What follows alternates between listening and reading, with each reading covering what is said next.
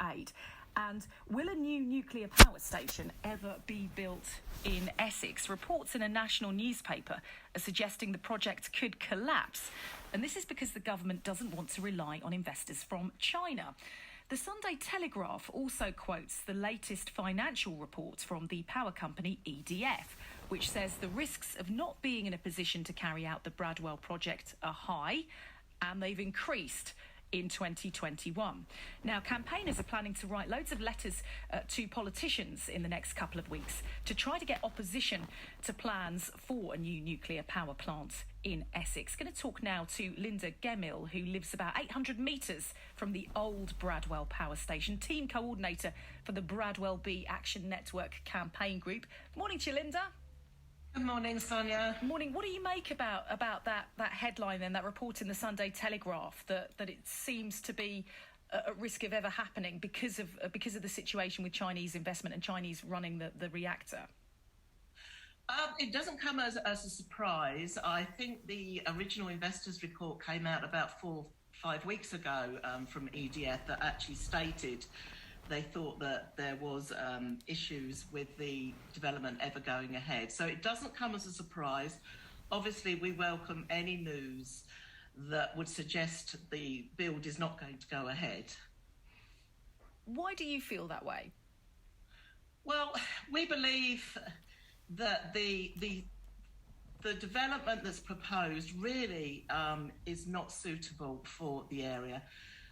Bradwell B would be an economic, environmental and social disaster for the Maldon district and wider area of southeast Essex, as well as a significant security risk for the country with the CGN's involvement. We've been hearing in the last couple of weeks about the government's energy strategy, and nuclear seems to, by all accounts and what's been said in recent times, play a fairly significant part in the future. We need to move away from fossil fuels, and we've heard about energy security. You sort of touched on a different type of security there, but energy security of our own supplies. Nuclear's got to form a part of that mix, hasn't it? Well, I'm not so sure. There are various different opinions on this, and certainly the National Grid in the past has said that it only foresees the need for one more nuclear power station. And of course, Hinkley is being constructed as we speak.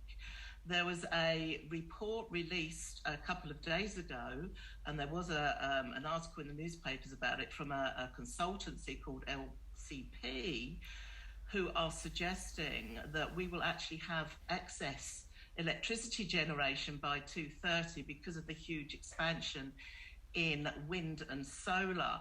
And what they're saying, it's a matter of us being able to harness that and invest the money in battery storage and linked technologies so that we can actually preserve the electricity we're generating. And then we could actually be a net exporter of that energy.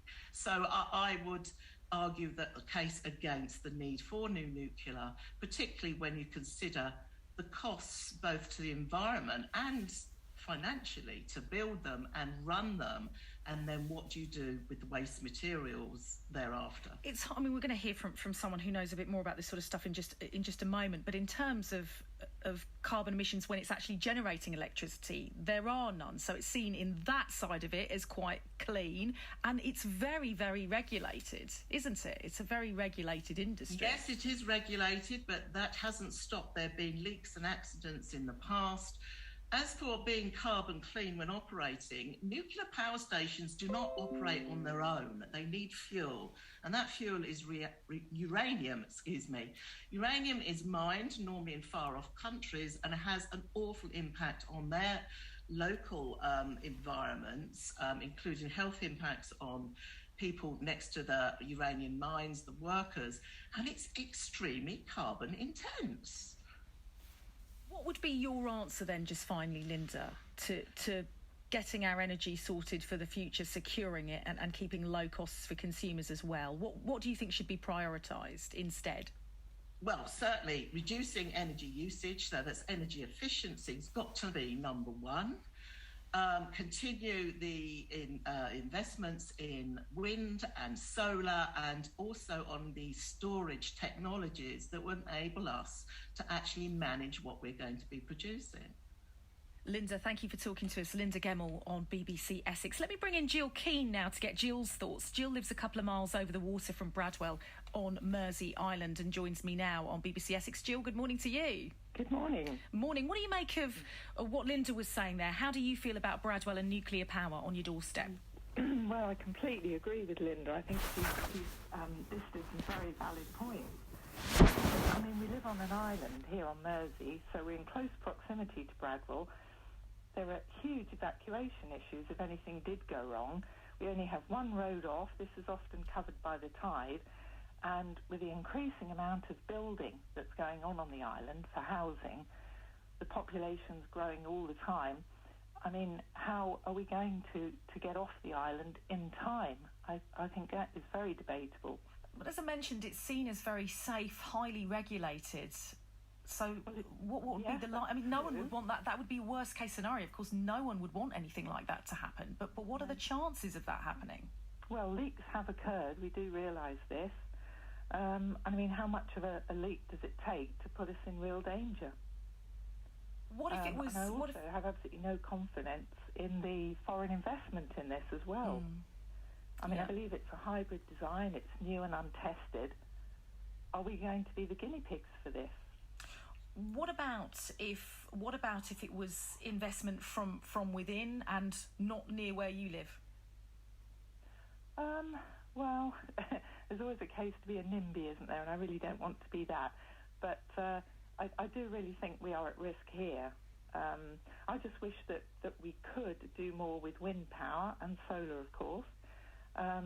Yes, let's look to storing this much more efficiently. I mean, it's becoming increasingly windy, it seems to me, over the past few years. Yeah. Can we not look to that? Yeah, and I mean, there has been talks about, I suppose, reliability of the renewables, but you're right, and it has to be part of the mix, doesn't it? And when we speak about our energy needs, I guess there has to be a mix. Would you say there's no place for nuclear in that mix at all, then? I don't feel qualified to say that. I really wish it was the case, but I really don't know if we could get the right mix. I would hope that we could, but that's for the experts to decide. But of course, we also have to think here on the Blackwater Estuary, what about the marine conservation? I believe it's been a marine conservation zone since 2013. Now, all the water is going to be used as a source of cooling for the plants. This is going to be endangering the oyster larvae, the fish, other shellfish. That all has to be taken into account as well, because while we're creating lots of jobs, obviously, by building Bradwell again, what about all the local trade, the fishermen, the oystermen? Yeah, and I know that's been a concern for many, many years around Bradwell, hasn't it? What about if we look at renewables, just lastly, Jill, and I've done a story not so long back about plans for big solar farms, for example, renewables, and people telling us they're concerned about the environmental impact of putting these big solar farms in parts of the county as well. So it's quite a tricky one, isn't it, to meet all of those needs? It's quite a fine balance to get all of those bits right, isn't it? It's a real problem, and it's not something we're going to solve just like that.